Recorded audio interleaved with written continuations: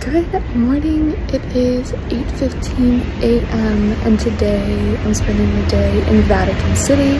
My ticket is for 9:30 to get into the Vatican Museum and Sistine Chapel, and then I have about 5 hours there, maybe 6 if I don't want to get food, and then my ticket for the Basilica, St. Peter's Basilica, is at 3:30. Today is going to be a jam-packed adventure, all-day activity, but I am very excited. This is checking off another country because the Vatican City is one of the smallest countries in the world. Very excited. I'm taking the metro over there. I'm getting there early just so I can probably get some coffee or some breakfast before my ticket time. But yes, I'm very, very excited.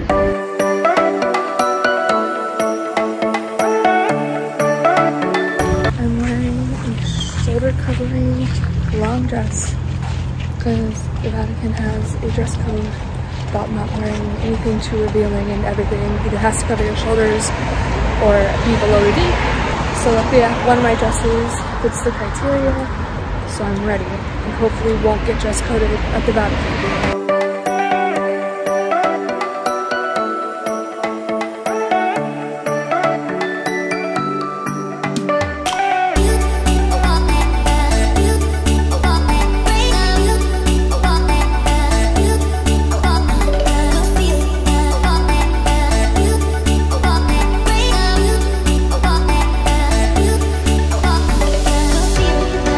Sticker.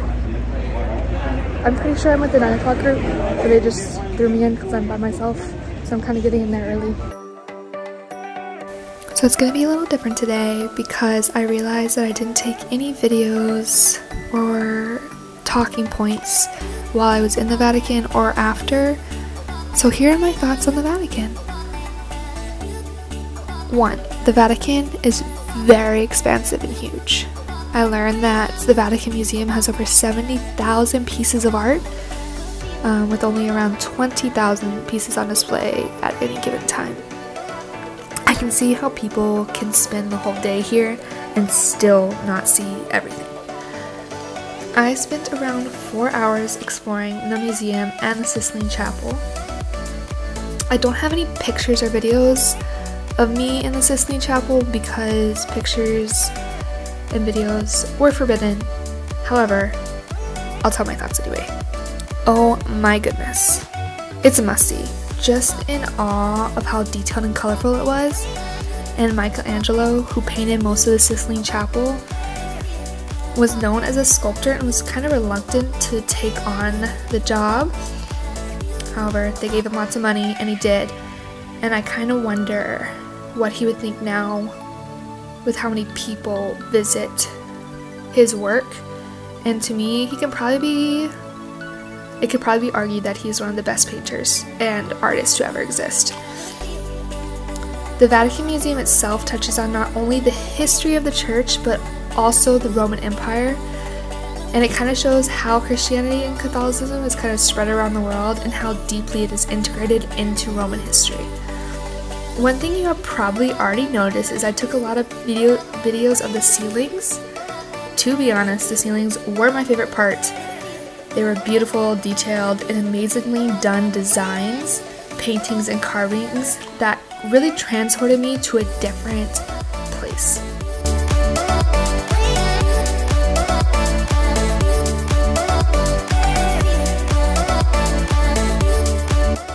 Today, the Vatican receives over 6 million visitors annually, making it one of the most visited museums in the world.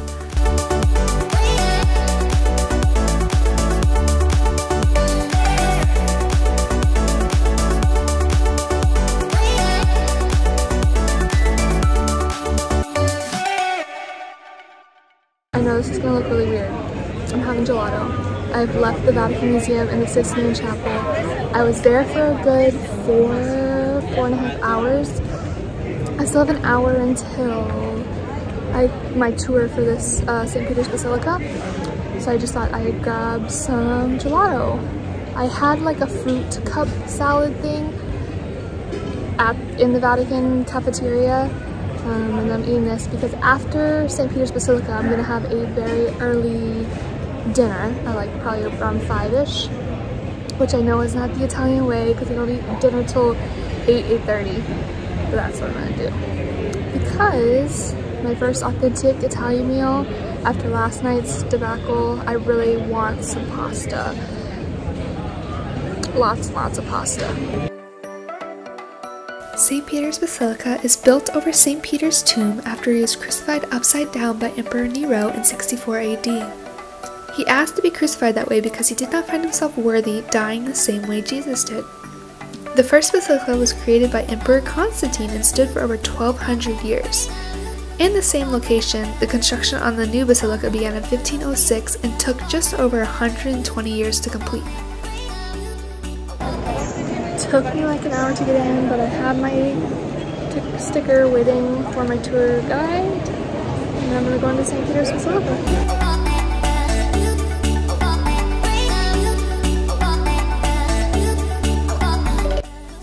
There are 5 doors leading into the basilica, with one being opened every 25 years on the Jubilee.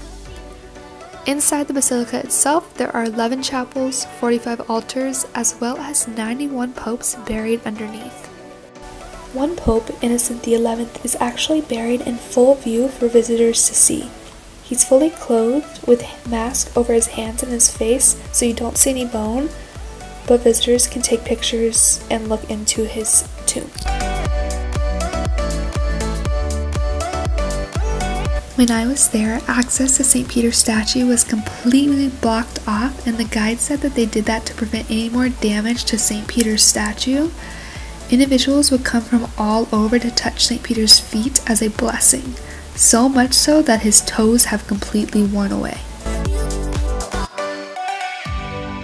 One of the things that I found quite interesting is that all the paintings inside are actually mosaic.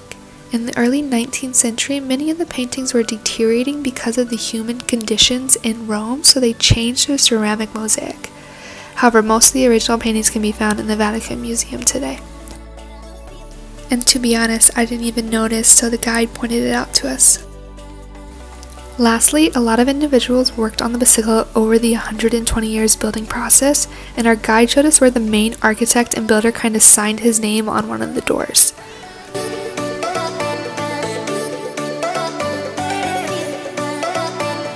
I just left St. Peter's Basilica, and that surprised me and was definitely my favorite part of the day. It is so grand inside, and I took a guided tour, so we had a guide who literally told us all about St. Peter's Basilica and its history. It's amazing. Now that I feel like I fangirled enough about St. Peter's Basilica, I'm now heading to dinner. It's about 5 p.m. and I'm hungry. I had fruit salad, which wasn't really filling, and gelato, but other than that, I haven't eaten since this morning. So I'm ready for some pasta.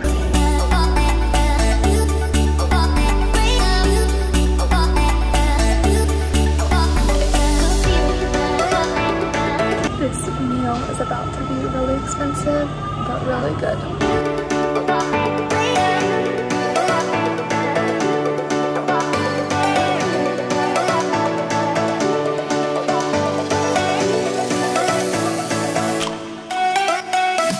So I'm back near my hostel.